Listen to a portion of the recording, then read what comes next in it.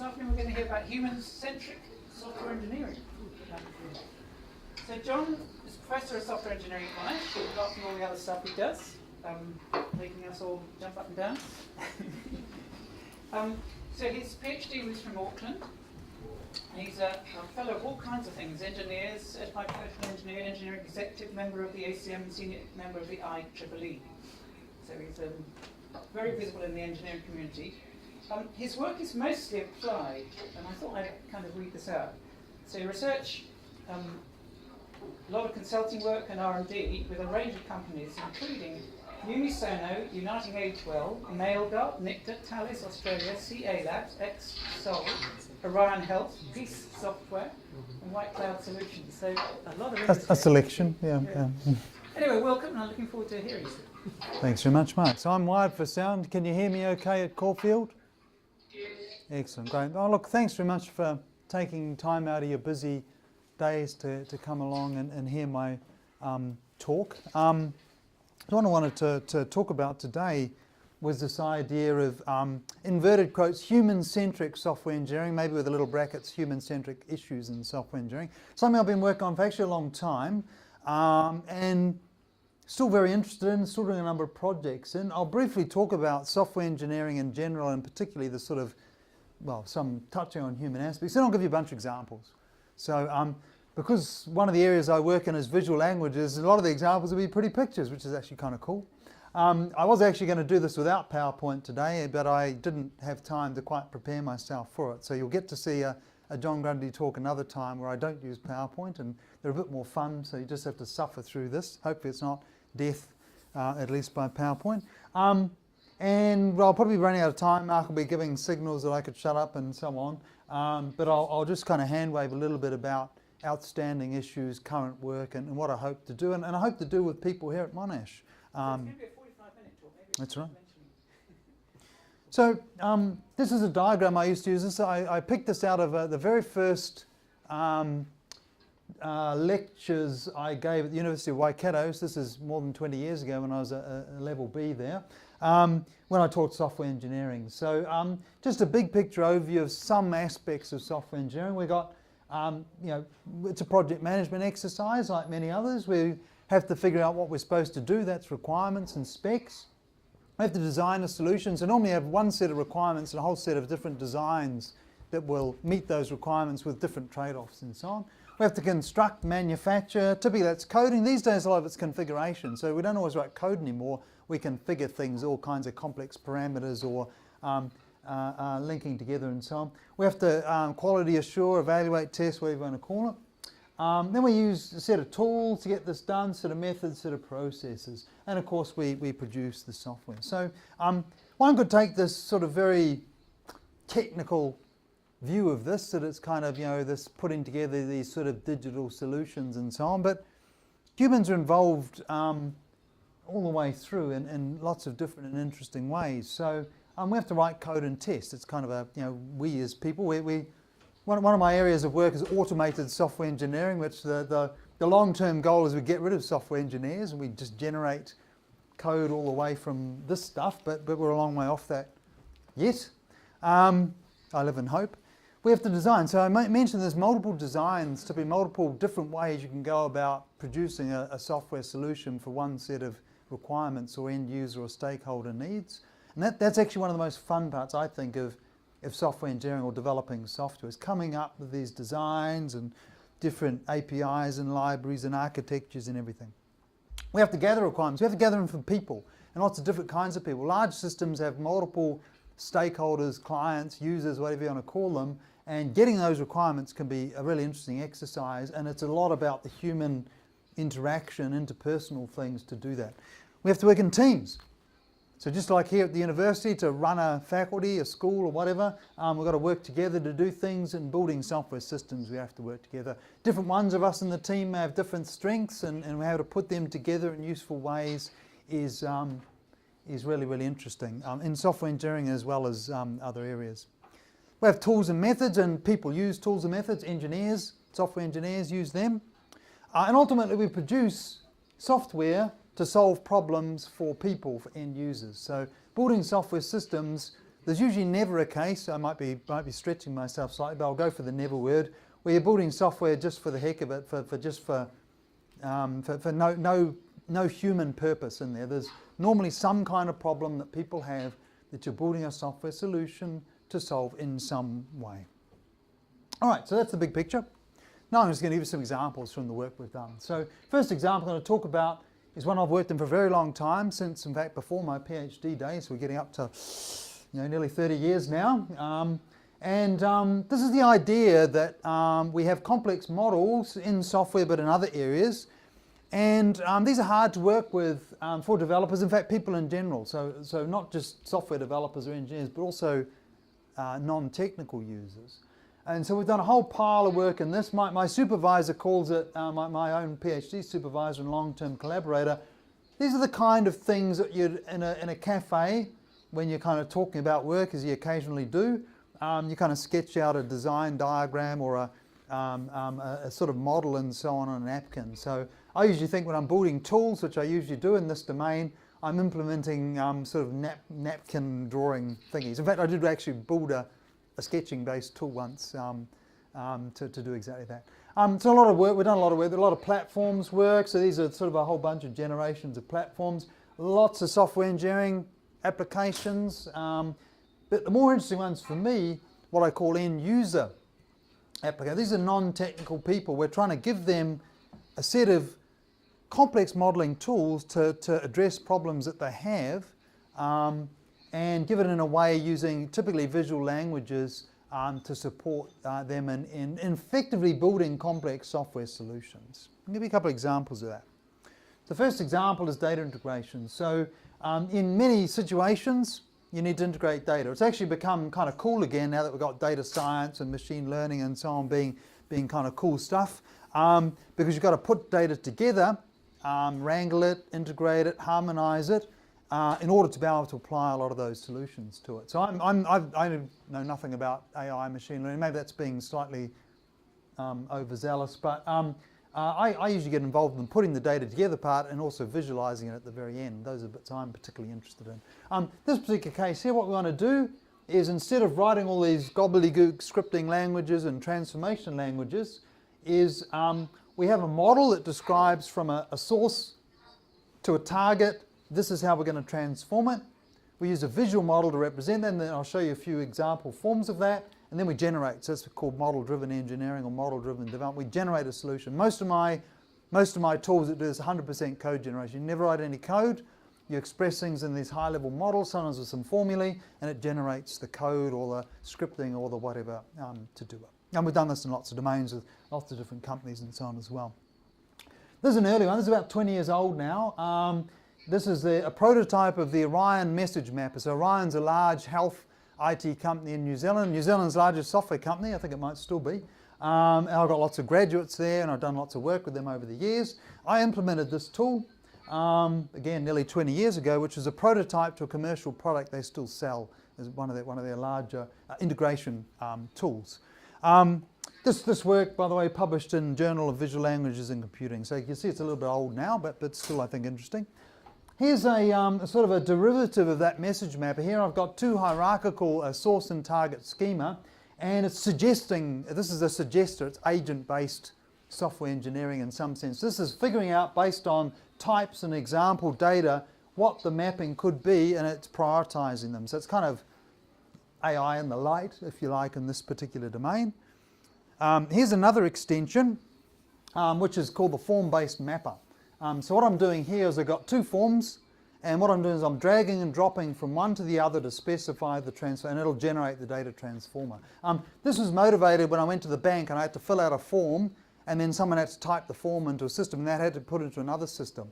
So this is actually how most businesses actually still interact by form. They're now electronic forms, but you've got to map one business's format to another. This is an automated tool to allow non-technical users to specify quite complex data mappings and generate the implementation. And finally, here's another one. This is now, you note, this one was published recently. This is a sort of more modern version of this. This is a CAD tool on the left, or its data model. This is some other kind of hierarchical model. And what we're doing here is dragging and dropping between an example of that model and an example of that model, and under the hood it's generating a base of transformations which we then generate, and I think this one's C# code to actually implement the transformer. Again, this is one of my PhD students' topics. This is a by-example transformation which is using a concept called programming by demonstration to generate a transformation. Here's another example of this. You might recognize this. This is Mignard's map, very famous visualizations. This is Napoleon's Grande Armée advancing into Russia and finding it wasn't such a good idea, and this is actually the troop loss as you go. This is generated by my ex-student, my postdoc's tool. And here we're specifying a transformation from Mignard's map, this kind of complex thing, to a pie chart, and it'll then generate a transformer from that as well. Again, designed for non-technical end users. One other example in this domain, mobile health app generation. This is actually somewhat older work again, but what we're doing here is specifying using things called care plans. So in a digital health scenario, you might want to take a care plan, which is how I look after a patient with a particular challenge, transform it into a model, and then use that model in our tool to provide a personalised health app to help that person manage their challenge. So it might be obesity, might be diabetes, might be some other serious health challenge, and we're basically generating it out, and again this is 100% code generation, this example, from a high-level model or set of high-level models to provide them a personalised application. This doesn't project very well, but essentially this is a care plan. So the thing in here, it's got a set of things you do. You manage people's dietary intake, exercise, you monitor their weight and various other characteristics. They're supposed to do exercise and so on and so on and so on. We can drill down, so I might drill down, and so I've got two different parts of this care plan for John. He's supposed to take a red pill at lunchtime and 2 green pills in the afternoon and not eat cream donuts like I'm sometimes want to do. And by doing these various things over some period of time, I'll get some weight loss or some other good thing will happen to me. This is a ghastly model, but it's actually, believe it or not, describing a user interface. So again, it's a complex model that describes a mobile phone-based interface. I press a magic button and I get simple interface generated. I press another magic button, I get quite a complex interface generated. So based on that care plan, this interface model, I generate this. This is a diabetes management app. Again, 100% code generation. Designed for use by clinicians. Okay, so this is designed to, the clinician will define the care plan, they'll define the interface so they're not very well with that particular tool, and then they'll give the individual patient, the person being cared for, a personalised app to help them. All right, so sort of moving on for this study, we've got these complex models, and with complex models come some problems. They get big, they've got all kinds of constraints, and it's very easy to come up with bad models. So if you've ever tried to model software, or in fact model anything with a large complex domain, there's some major problems in getting a good model out the end. It's very easy to come up with bad ones or deficient ones. So we did a bunch of work looking at what we called design critics. So coming up with models of constraints for these complex tools to basically give the engineer or the non-technical person using the modeling tool proactive advice on the quality of their models as they evolve them. Let's give you an example of what I mean by that. This is a taxonomy of critics. Again, it doesn't project terribly well, but all kinds of different ways you can critique things. So we did a very large analysis of all these computer-based critiquing tools, not just in software engineering, but particularly in education, computer-aided design, other kinds of modeling areas. And then we developed from that a tool that enabled us to specify these design critics. Up the top is a meta model for a tool. This is a business process modeling tool, so that's one of the other areas over the years I've been interested in. How do you model business processes?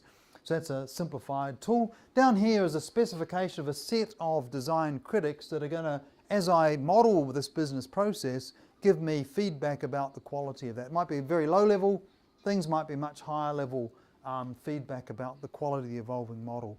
And here's an example of that in use. So here's me modeling some business processes, and it's giving me some feedback. In this case, it's popping up dialogue saying, blah, there's something wrong. There's other ways to give that feedback, popping up little problem things, and then over time you fix up the model and they go away, and so on and so forth. So again, in terms of supporting the human user of the tool, the human user of the tool has given proactive in situ feedback to improve their model iteratively over time.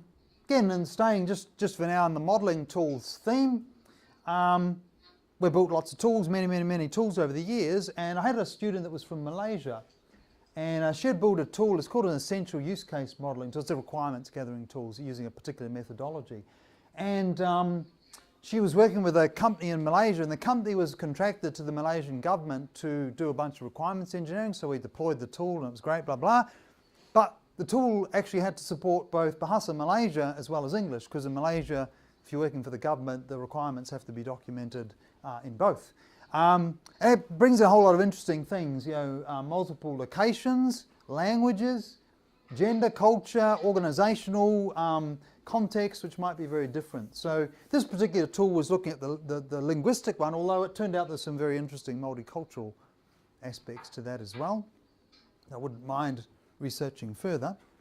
To give you an idea, this is on the left is a thing called an essential use case. If you're familiar with use cases, essential use cases are a specialised form, a kind of useful form. They give you a different way of, a more structured way of expressing the interaction between the user and the system.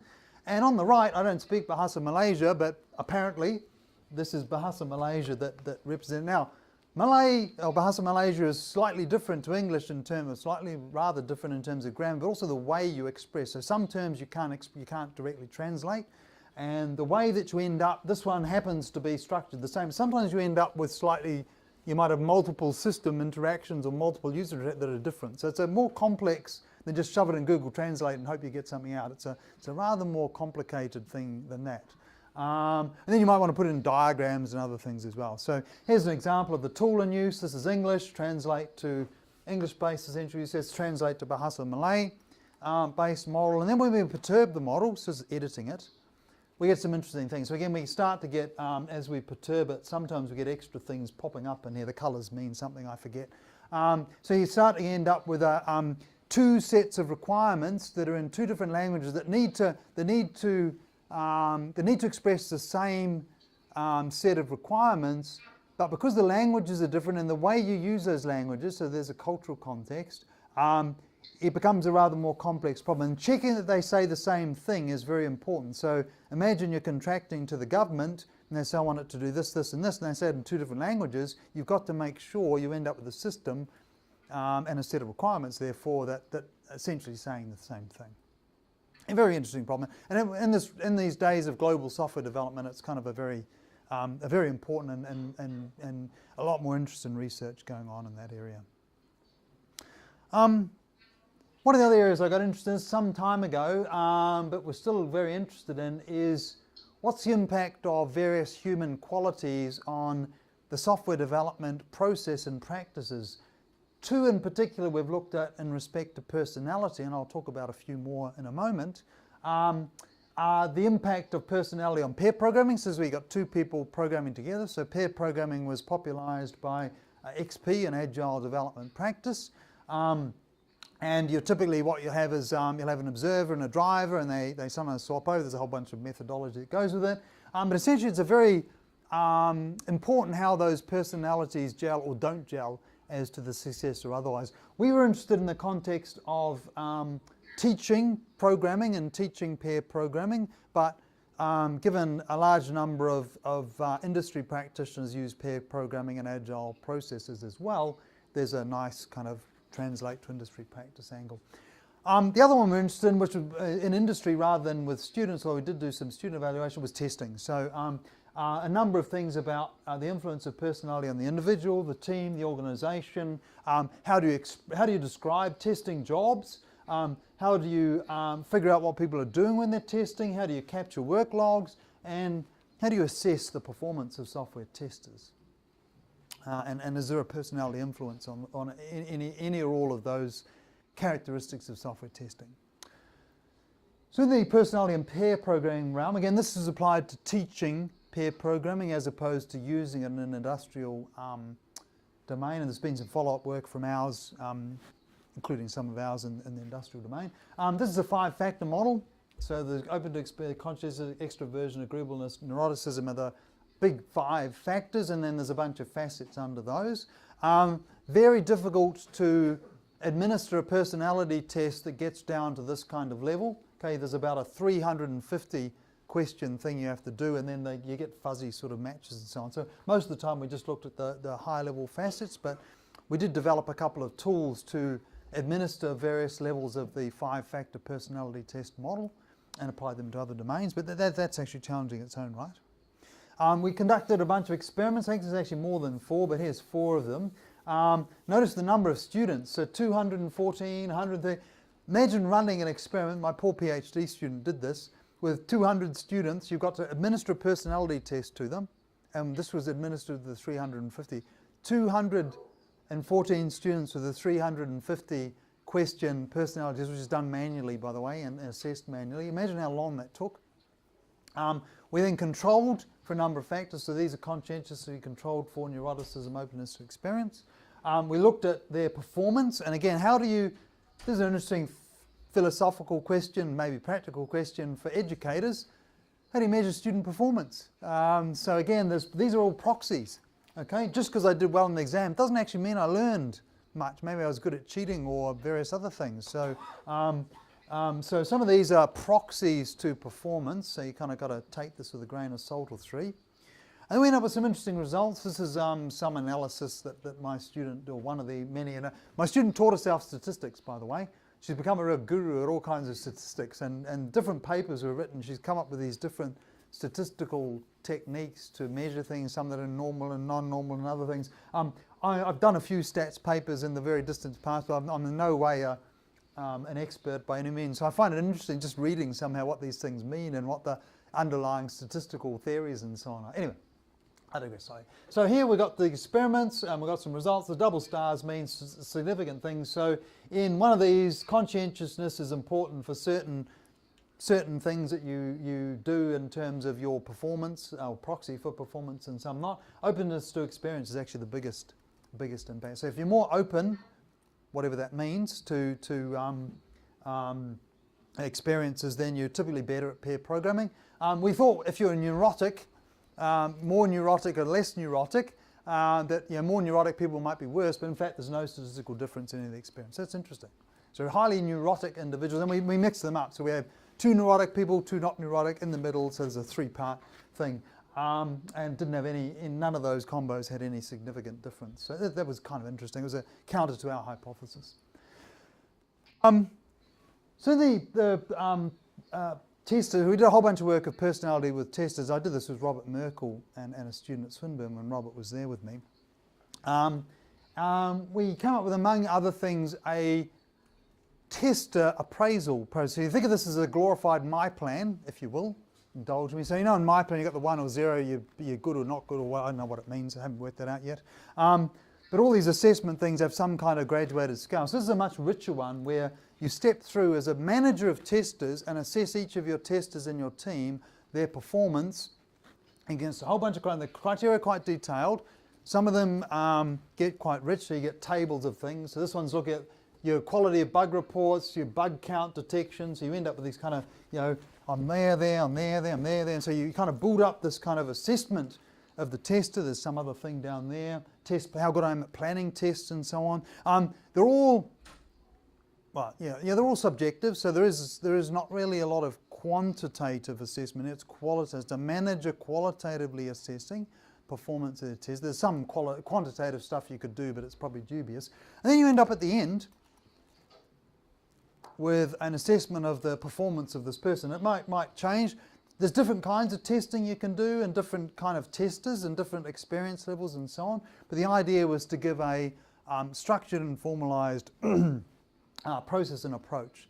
And no one else has developed this. This is quite novel, so there's no other tester performance appraisal. Despite the fact that software testers is a large portion of the software industry, there's actually no, until this time, appraisal process, apart from very generic ones. And this gives you quite rich information about their performance and different characteristics and so on. So then we moved on. Testing is sort of another aspect of this is defect reporting, and a lot of work's been done in software engineering over the last 10 to 15 years on defect reporting, where basically if there's something wrong with the software, a reporter might be a formal tester, they might be an end user, they might be a developer, usually it's all of the above. We'll type in this is what's wrong with the software, stick it in a defect management system. We'll do triaging, so you might have 50 people report the same bug, so there's actually a whole bunch of research on how you identify the bug reports the same thing versus different. Then you have to fix it up, so it'll go to the testing team, so the fixing team, the software development team, they'll have a process that takes these things off, prioritizes them, fixes them and so on. And we were particularly interested, well, my student that worked on this was particularly interested, he's just finished, just graduated at Swinburne, so that's nice, there's another tick on the box there. She was particularly interested in usability defect reporting, and particularly from the reporter angle. So there's a whole bunch of work we'd like to do in the future on the fixer angle, but we were particularly interested in the quality, how good are usability defect reports now. And we analysed a whole bunch of open source projects with thousands upon thousands. She manually looked at about 2,000 defect reports from several open source projects, classified them, identified problems with them, and we came up with a bunch of solutions for them. How do you find them? How do you fix them? How do you improve the reporting ultimately? How do you better understand reporting needs from the reporters and the developers? And how do you put it into a better tool? Currently Jira, Bugzilla, those kind of tools are the defect reporting. They're not designed for usability defects, and they're actually really poor at being used for this. So we came up with a number of things. Excuse me, taxonomy. So don't worry about what the detail is, but essentially there's a way of taxonomizing usability defects. So it's actually a pretty complex area. So there's all kinds of different kinds of characteristics that we're trying to capture here.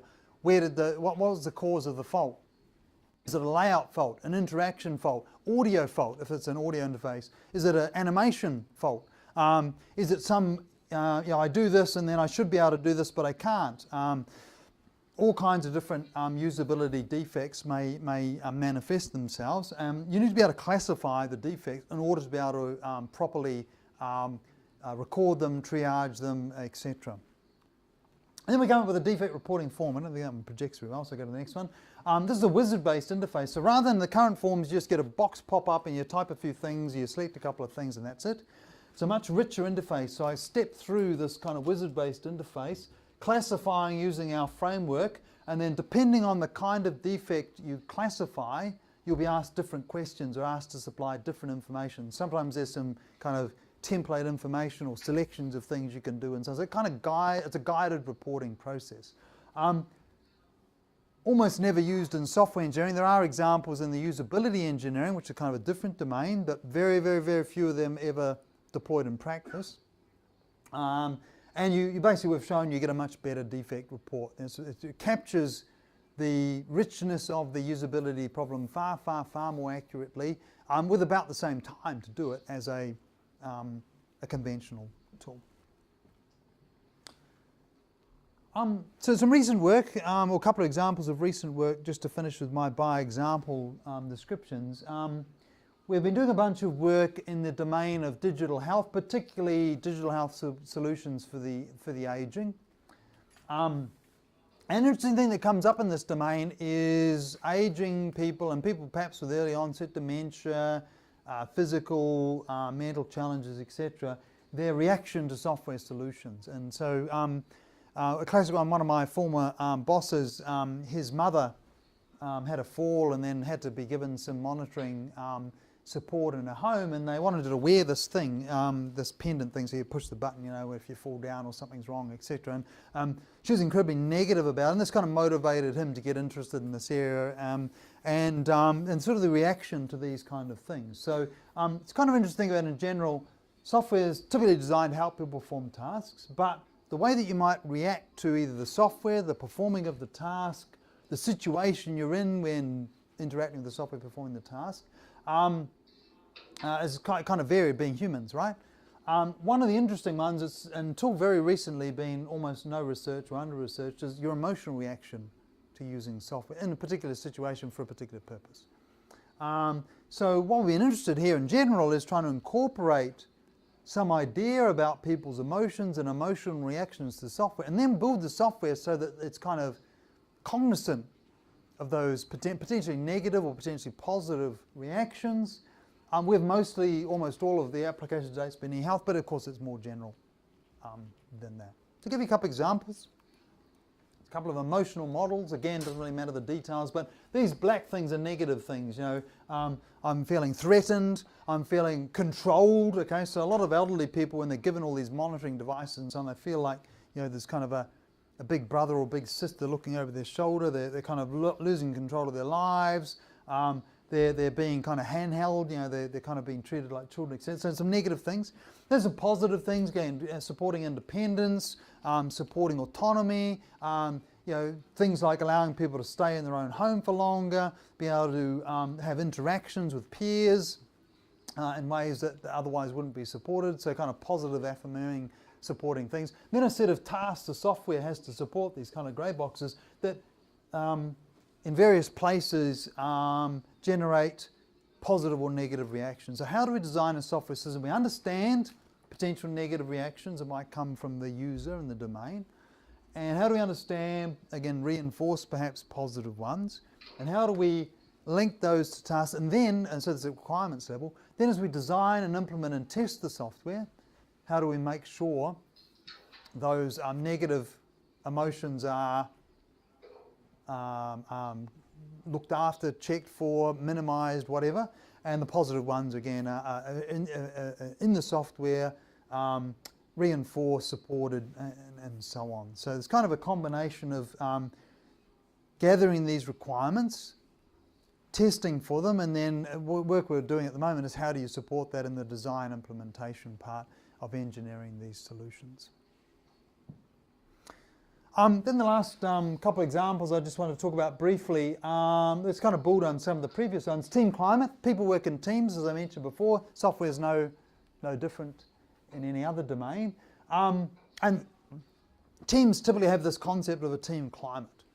And we were interested in how does the team climate impact agile software development practice. And as part of this work, trying to extend this the thing called a TCI, Team Climate Inventory, extend that to an agile software development Team Climate Inventory. That's work going on right now by that particular student. And then this one's actually, this is for researchers, ESE's Empirical Software Engineering. So we recently did a body of work looking at the human reaction. These are developer reactions to empirical software engineers. When we go to industry and say, hey, we want to work with you, pay us lots of money and support our PhDs and postdocs and all that kind of thing. How do they react to when we try and recruit them for studies? How do we keep them engaged and participating, actually answer our surveys or let us go and observe them in the workplace, give us their data to analyse? And then how do we translate lessons? So Mark was kind enough to just identify, well, you know, one of my interest areas is how to work with industry effectively as a software engineer, as an IT researcher. How do we study these things and then translate the findings, if they're translatable, to industry practice? How do we influence practitioners and at the same time allow them to influence us? So take the first one first. So we studied, this is called a systematic literature review that was done for this. We studied a bunch of work that's been done looking at, in this case, what are the personality factors that affect software team performance. So there's a bunch of studies that show different things, extroversion, self-efficacy, confidence. These use different personality models, so MBTI, 5-factor, etc. If you're thinking about how you compose teams have different kinds of characteristics, the cohesion, the collaboration, throughput, etc. What kinds of factors lead to building teams with these characteristics in them? So there's a bunch of studies being done, how people interact, size of teams, the kind of competitor versus collaborator type dynamics between teams and within teams and so on. So it's quite interesting. Most of this work's not software engineering, not even IT. So a lot of it's management work, social science work, and so on. So quite interesting learning about how they do this stuff and their findings, and can it translate to software engineering teams. And then again, what factors affect team performance? So again, a lot of studies have looked at different kinds of things that impact the team performance. Your roles, your level of participation, level of communication efficacy, and so on. And then, of course, what we're interested in as well is the performance of a team. How do you measure the performance of a software team or team in general? So again, there's some really interesting work being done around these things to try and figure out, the typical ones, cost, time, scope type things. There's lots of other types of ways of measuring performance of teams so that you kind of connect those things up. If I have a good team climate, I get better performance, retention of staff, development of staff, all that good stuff. If things are bad with my team climate, what does bad mean and what is the negative impact I might have on the team and the team performance? So just the final example, again, this recruitment engagement feedback I'm sort of loosely an empirical software engineering researcher. It's kind of, I think it's an area I dabble in rather than I'd claim to be a wonderful expert in, but I've done a lot of work in it. How do I design studies of interest in? How do I get industry interested in my cool software engineering research or cool IT research in general? How do I find some people to go and work with in industry? How do I get ethics approval and do that in the right way and protect, these days, data protection and privacy and so on? How do I design good instruments to collect industrial data and do stuff with it that makes sense in terms of research methodologies and analysis? How do I make use of people's time? So industry people are busy. Academics are busy too, of course, and students are busy, but industry people are busy. And so how do you make the most effective use of their time? How do you actually go about conducting the collection of the so often quite long, arduous, time-consuming effort to get good data? And then how do you both share the findings and ideally influence industry practice where appropriate? So we've done a recent paper in Information and Software Technology Journal on this. So we looked at different ways of addressing those problems and a bunch of recommendations. These recommendations are drawn from, I think it's 22 empirical studies that myself and my 3-4 co-authors have done. 3 of those co-authors are ex-students of mine. So it's kind of nice when you're writing a paper with people that have all gone on to be academics, with sort of, people that were students and are now some of them getting to be quite senior colleagues. So again, how do you get people genuinely involved, approach people, particularly managers and so on? The online groups, there's interesting ways to use online fora and so on to source people. How to use feedback to guide future studies and all that kind of stuff. When you're actually engaging with people, doing things like pilots, question design is very important. Data collection tools, sometimes you need very specialized tools, and the actual building of them is an interesting software engineering challenge itself. Meeting management, data in terms of, don't get too much, don't get too little type things. These all need a lot of careful attention to get a good outcome. And then how do you translate back? And so there's different ways we came up with to give the results of our empirical software engineering studies back to industry practitioners, hopefully interested in them in further studies, but hopefully positively influence their practice of software engineering in industry. All right, so some challenges, lots of outstanding issues. Software engineers don't often appreciate these kind of things, okay? They're often very technically focused, present company accepted. Sometimes their human interface is not as good as it could be in terms of interacting with non-software engineers. A lot of the grant bodies don't tend to appreciate this kind of work either, so I don't tend to ask ARC for this kind of research funding. I get it from other places. They tend to be focused on really technical stuff. The running of these kind of experiments is actually really hard and time consuming. Accessing people, as I mentioned, real challenge. In a lot of areas not well explored, but I find them really interesting, and so probably most of my research has been on the technical side. How do you model things, generate things, blah, blah, blah. But in many ways this is really interesting, and because you get exposed to other disciplines that have been doing some of this stuff for a long time, and they've got really kind of cool ways of doing it. But I think you can actually have a big influence too. If it goes well and you come up with an outcome that can be used by industry, you make a real significant difference. Where me developing a new bespoke little tool for some problem, that's kind of interesting, but it's going to be rather difficult to translate that to practice. So again, I think that's one thing that really interests me and excites me in this area.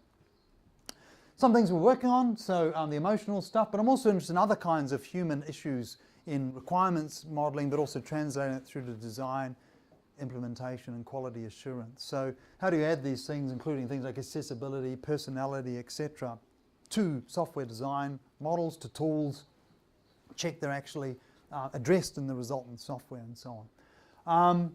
So again, the values stuff like John sort of emotions, usability, accessibility, cultural language, gender, age, etc. All these kind of stuff's interesting because real humans use software and real humans differ in all kinds of ways and combinations of ways.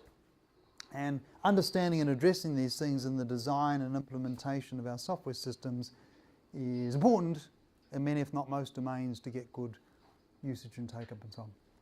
There's some really interesting stuff still in the lingual and cultural area. At the moment, we're kind of looking at things like how do you use some of these AI-ish deep learning things in some of these domains. Project management, I've got a company I'm working with on that stuff, and I'm looking at using it for some of that design critic and so on stuff. This stuff I mentioned we're working on, the agile team climate stuff. Still interested in personality. Got a couple of projects we're looking to start very soon around requirements engineer personality. That's really interesting because requirements engineers have a lot of interaction with users. And so there's a sort of I have some hypotheses about this, and because of the requirements engineers in industry I've worked with for a while, certain kinds of people seem to become really good requirements engineers. I want to study that, not just personality, the other things. And then there's other project managers is another interesting one. Certain kinds of people become software project managers, characteristics, and I want to delve, and not much work's been done in the software area.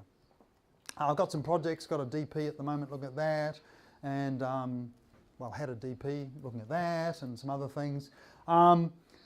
This kind of this area of what I call domain-specific visual languages, human-centric visual modelling languages, we're still working on principles and tools for that. So to finish, human aspects of software engineering are kind of really interesting, fascinating in some ways, lots of scope for work, lots of ways of bringing in a broad set of disciplines. Ultimately, humans produce and use software, so it doesn't matter what your software is being done for. Humans are somehow in the loop of producing it and using it in some way, even if it's in one or two steps away. And that means incorporating these human perspectives to improve the software itself and its production are, I think, really critical. Thanks. Well, thanks very much.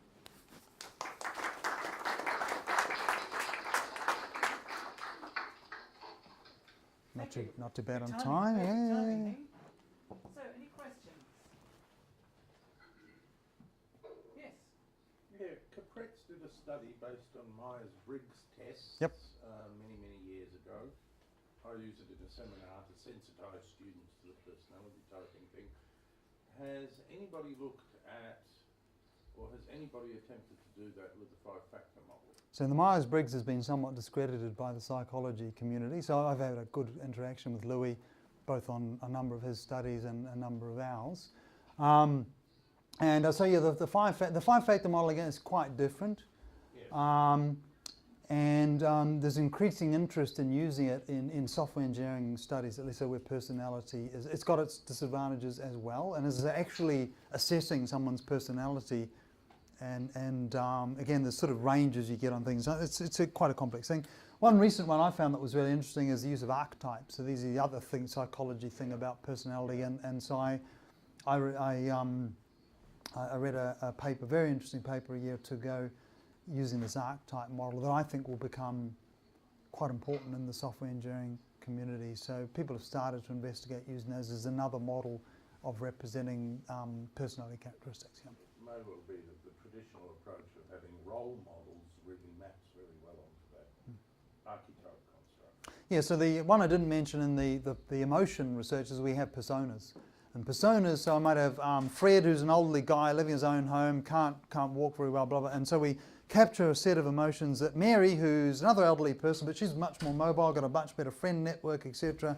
Their reaction to that software, their emotional reaction is very, very different because they're very different people, personalities, contexts, and so we capture that with a persona type model, which I think is a good approach. Again, that's a HCI technique that's been used for a long time. Pretty underutilized, I think, in requirements engineering in software, and this is because HCI and software people don't overlap enough in my view. Yeah.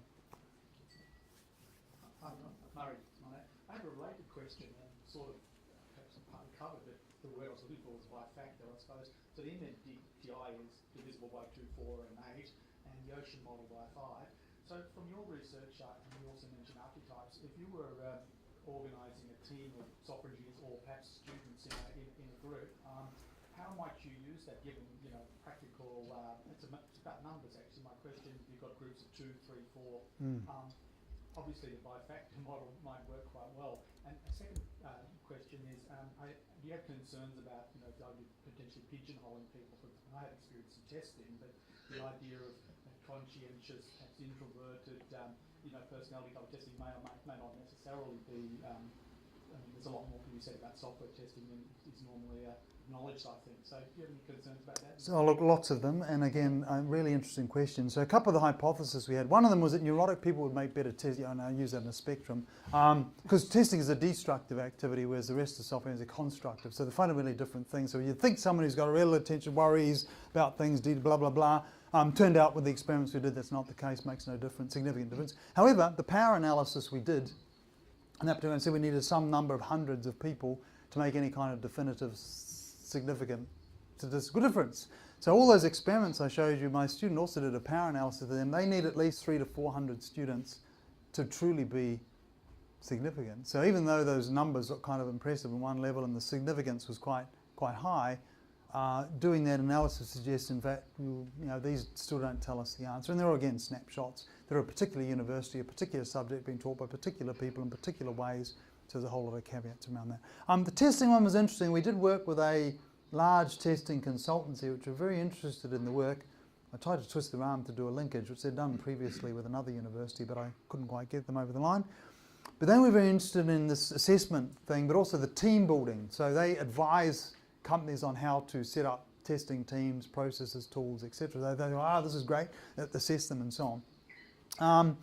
Again, getting enough people to say this is really, again, from some scientific viewpoint, significant or conclusive or even towards something that could make that kind of decision, we just didn't have the data. We still don't have the data. So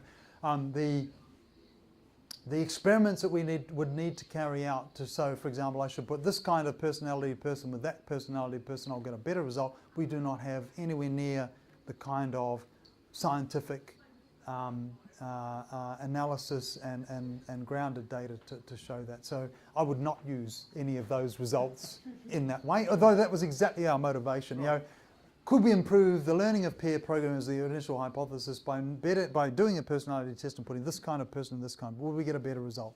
The answer is maybe, but we don't have enough data to tell that, and that applies to others as well. But yeah, excellent question, thanks. Cool, Phil. Yeah, great question. Have they got a microphone? They don't need one. Yes. Okay. I first wanted to say to John tell you why usability defects are underreported. That is because when you are reporting a usability defect, the software developer says that this is a user mistake and they're not going to change it. And you have to sort of deal with that by training and etc. The second question, you talked about requirement engineers, and I wondered where you see them in an agile future, because in agile software development there is no role requirement engineering. I'm not sure I fully got both questions. Did you? So, in an agile, when you've got an agile environment, is there any need for a requirements engineer? Okay, can answer that one. Yep. And the first one, I don't think I quite got that. Sorry. First one again, bro. Can you repeat it for us too? Oh, The future of requirement engineers in agile development. Okay, so one theory in Agile, or principle, if you like, in the Agile Manifesto is that everyone's a generalist. So all of us in the team should be able to, and there's reasons for doing that. Okay, so you don't get single points of failure. You don't have only I talk to the customer and none of you, and so if I leave, you're in big trouble. Blah blah blah. And in some degree, I kind of go along with that. Although in practice, and there's been a number of studies, Philippe Crutchin's done some wonderful studies on this work and published some really good papers on it. In practice, again, all of us have strengths and weaknesses, and if you don't play to your strengths and weaknesses in a team, you're probably not going to get the best outcomes. So often what agile teams will do, and again, my actual co-author on one of those papers, Rashina Hode, has also done a bunch of work on agile team formation and use of customers in agile. And again, the way that agile tends to be practiced is that there'll be some degree of specialization. There'll be people who are better at talking to customers. There'll be people who are just naturally better at finding bugs and things. There'll be people who are naturally gurus at using API ABC versus API XYZ and so on. So they tend to gravitate to things. I think that kind of principle of, all of us are requirements engineers and none of us are requirements engineers in theory is probably pretty good. But I think personally, and again, my work with companies using agile development practices is that different people have different strengths, and they come from different things. Your experience as well as other human characteristics. And on one team you might be actually better used in a certain way, say doing the requirements engineering aspects rather than the coding, rather than the testing. And others you might do all of those. Some of them again you might spend more of your time doing implementation or testing. And I think that gets to that team climate, that sort of team dynamics and so on. Every team's different because every team's made up of different individuals working on a different project, working for a different organisational set of organisations. Becomes even more interesting when you've got global software development and trying to do agile practices there. You've got time zones as well as culture, language and other things. And the different ways different cultures treat different roles and other sorts of things is actually fascinating. So look, I think if you're building software, you must do requirements engineering. So you need to understand what users want.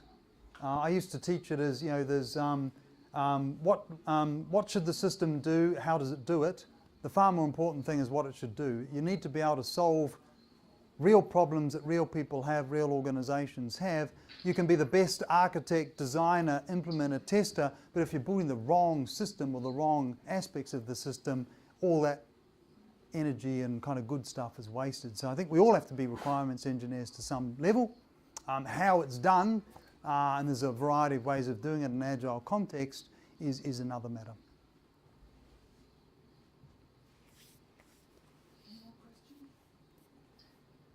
Well, probably just to add to your comments, John, on requirements engineering, in a number of other sectors where I've worked, the single biggest cause of catastrophic failures in projects was essentially poor requirements definition.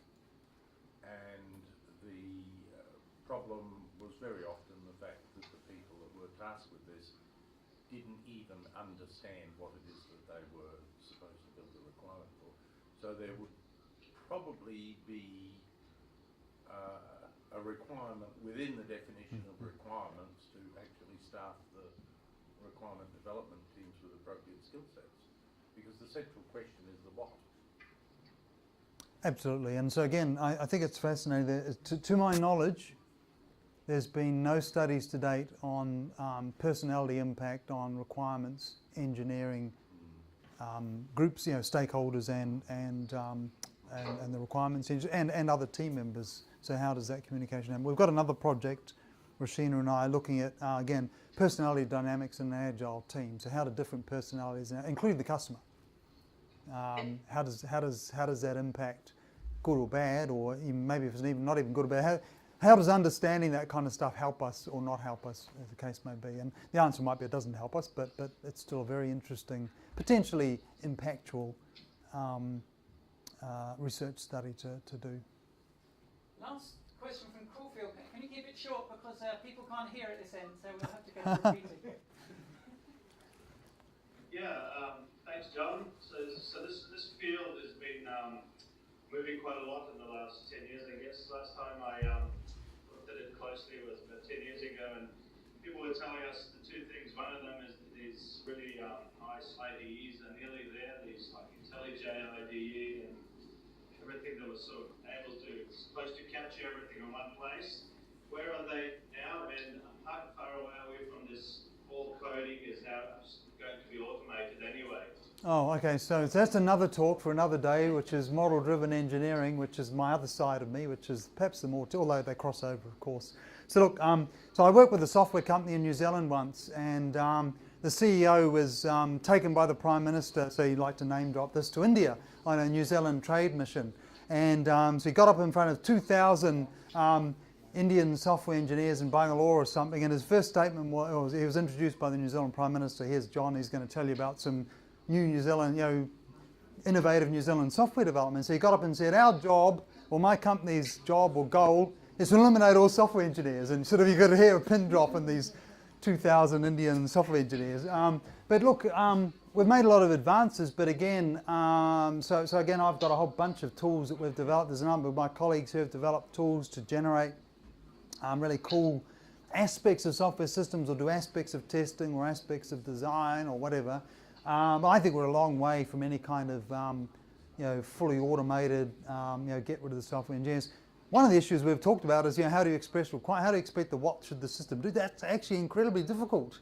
And in some ways it's getting more difficult as more people use more diverse forms of software and want it more personalized and tailored in a faster turnaround time.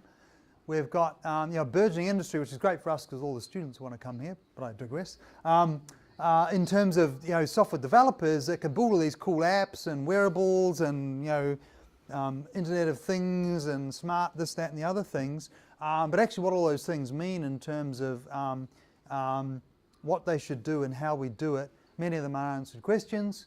And then of course, should we do it? So I've often also told students, just because you can build this doesn't necessarily mean you should. So then you get into sort of ethics and values and privacy and all that kind of stuff. So we've seen lots of great examples. I've got a couple of my graduates working for Facebook, quite senior actually, and sort of interesting some of the challenges some of these companies are getting themselves into. I've had a flood, by the way, of people saying, here's our new privacy policy, click on these buttons, or here's our new, like, I don't know how many, maybe more than a dozen in the last week.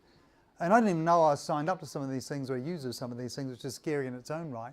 But I think we're in an interesting time around what do people want and need from the software systems, and all the your needs and wants and my needs and wants of the same system might be vastly different. How do we satisfy that while meeting increasingly stringent legislation, global communities and software development, et cetera, et cetera. It's a great time to be a software engineer, great time to be an IT researcher, teacher, practitioner. Thank you, John. Thanks very much for the inspiration.